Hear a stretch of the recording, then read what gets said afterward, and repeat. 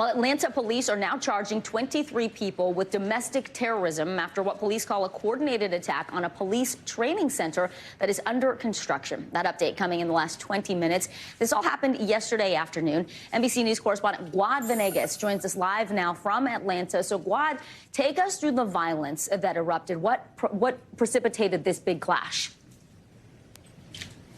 Vicky, this is something that goes back months. This is a site where the police department is planning to build a training facility that in Atlanta is known as Cop City. There has been protests in the past against the building of this facility here. Now, there has also been peaceful protesting. In fact, yesterday there was some type of music festival with peaceful protesters. Atlanta police says that these individuals that engaged in the violent acts took advantage of that to go into the area. I'm going to step aside to show you behind me. This is one of the construction sites where you can see right now some of the construction equipment that was burned. The individuals, all of this was actually captured on camera. You can see more than 100 of them coming to this area, set some of these machines on fire, and then also throwing a lot of the rocks that you can see behind me were thrown at the officers that were across the street, as well as fireworks. And the police chief said some Molotov cocktails were used as well. Here's the chief speaking to the media last night.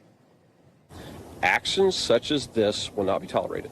When you attack law enforcement officers, when you damage equipment, you are breaking the law. And this was a very violent attack that occurred this evening, very violent attack.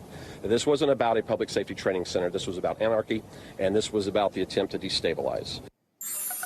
And you mentioned 23 individuals are being charged with domestic terrorism. The chief mentioned that a lot of them are not from Georgia. We now know, according to Atlanta police, that only 2 of those are from Georgia. The rest are from other places. In fact, 2 are from other countries. One is from Canada, and the other one is from France, according to the police, Vicky.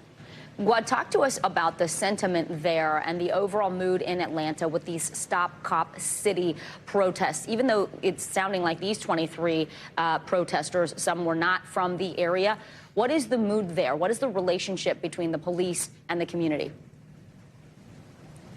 So the police has been focusing their efforts on patrolling this area. We know that in January there was another incident in which other protesters were camping out in this forest area behind me.